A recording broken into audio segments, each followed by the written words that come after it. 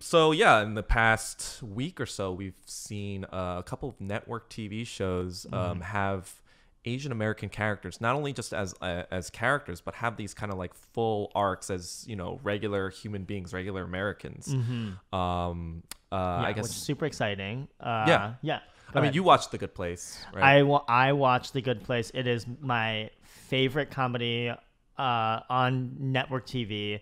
I was almost going to say my favorite comedy, like, out of everything, but I do love American Vandal as well. But like The Good Place, I mean, it's already was such a, you know, like a wonderful kind of representation of Asian American or Asian talent with Tahani Al-Jamil and Manny Jacinto's character on the show.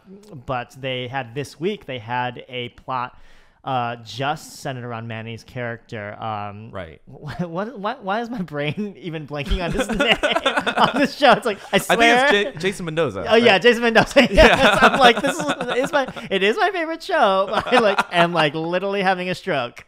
And he goes and he's trying to his goal is to save his father. Who we realize, because he's been talking, the first spoiler alert for this next maybe 10 minutes, but he's been talking to his father, he's been talking about this guy named Donkey Doug, and we kind of realize that Donkey Doug is actually his father the whole time. And so he also has his best friend played by Eugene Cordero, Pillboy. And so Eugene was actually my 401 UCB teacher. So he is, I swear, I have seen him now like perform a multitude of times, and like at like Filipino AF. Yes, Filipino AF, Asian AF, and like legitimately like one of the most funny people. Like I will literally just like look at him and just like I'm just like ready. My body is ready to laugh and relax and just like have fun, because I think he's just amazing. And of course they were like, the three were hilarious. I think that and then who played Manny's dad, it was Mitch Narito. Yeah, and he was hilarious. Like they just lived in the same ecosystem, I think, which is like the most exciting part of when you're watching comedy, is like there are some certain people that have like their own brand of comedy, and sometimes when you put them in a pool with other comedians, sometimes it doesn't jive. But they all, I think it is coming from that improv, like Eugene comes from that improv background, so it's easy to kind of like and like kind of like build on that. I'm not sure about Mitch so much. I this is the first time I've seen him, but I mean it was hilarious. There's this scene with Eugene in like a nursing home that like you will just it's so fun. Like it's not even like, it's just he has like one line or something, but it's just the way that he understands delivery and understands timing is brilliant, and it's amazing to see, like especially Southeast Asian, you know, actors. Representation. Like 3 Southeast Asian representation in the same room, just not referring to their race. It's just like we're actually human people, you know, like, you know, and you know, throw in Tahani, that's like a Asian quadfecta. And I mean it is this wonderful, because like it's like they play that like highbrow lowbrow. It's like they kind of poke fun at both sides of the Asian experience, you know. So I mean, I love it. Watch The Good Place. If you're not watching it, I don't know, like you're dead. You're actually dead to me. Like don't talk to me until you watch The Good Place. Please don't talk to me until you watch The Good Place. But there was the other network comedy, or it's not a comedy, it's a drama. It's a comedy. This is us. It's a comedy. I mean, Mandy Moore's age makeup is a true comedy. Like that. Like, come on, you're not gonna go to one acting class, Mandy. Like, I get that. And, I mean, I'm getting real twisted because I had my iced coffee today.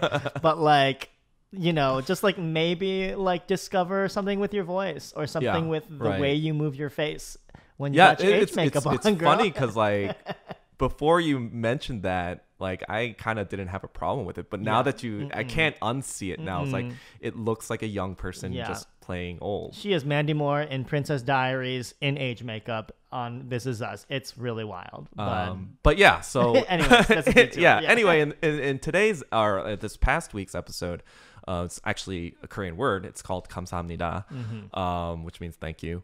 But Tim Joe and Amy Park, they play a Korean brother and sister in this episode, and he plays like this kind of like Koreatown resident who's kind of like at first kind of like I guess combative Wary, towards Sterling K. Brown's character, but then like kind of comes around, becomes his like campaign manager for I guess his campaign. But it is this cool thing where like, you know, they do talk about his Koreanness and whatever, but it is kind of like, oh, I'm an American, like, you know, I have these kind of like American ideals too. It's just like kind of in my way, and it wasn't kind of like I just feel like anytime an Asian person was on TV or whatever, they were just kind of like a side thing. But it does feel like he's going to get his own arc and his own kind of like story background. Yeah, it also just felt like he was just really truly baked into the story, you know? Yeah. It just felt like it was a real thing. It was like, because I mean, I love the kind of Sterling K. Brown, like the arc of this. It's like not fitting anywhere because it's like, you know, you're adopted into a white family. So it's like, how do you connect? And like not wanting your white brother to like come with you to these like campaign stops and everything like that. And, you know, like it's like, but then also not being able to connect with the Black community, but also, and then trying to like use his brother in a way to connect with the Asian community, you know, because of his celebrity status. This is all spoiler alerts. I know. I told y'all already, but you know, this pod is going to come out probably a couple weeks after the episode, but it was, I mean, like what This Is Us does really well is they give you those moments of really just kind of like, they'll just kind of like cut you open a little bit. And like the scene, the Tim Joseph, I mean, A, he's hot. B, he can act. C, like, call me. Like, D, you're D. No, I'm gonna go to jail now. It's funny because I know Tim. I met him. I met him a few years ago, like a while back, but we really connected this year. And he's just very down to earth. He's like very kind of like, I'm down to work on any project or for the art. I mean, he was in a play, I think, or he's currently in a play. Just doing the work, doing the craft. So he is kind of like, to me, this like artist.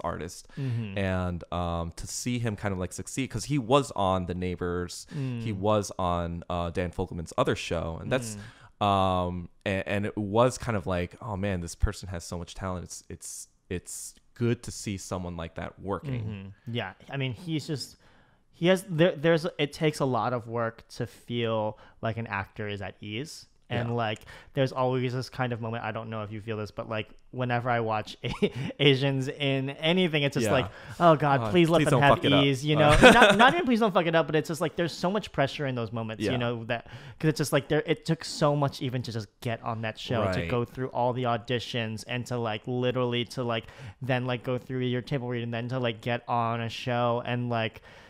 Just to like let him just like have ease, and you know, like it's just like letting yourself have ease when you're finally there, and like just doing the work. It's so hard, but it's just so wonderful, and I'm super excited to see, you know, where the character goes. Yeah. Hopefully, you know they go to the beach. Yeah, babe. Hey. No, I think he's straight. I'm just harassing. I'm just a thirsty mess. But it is what it is.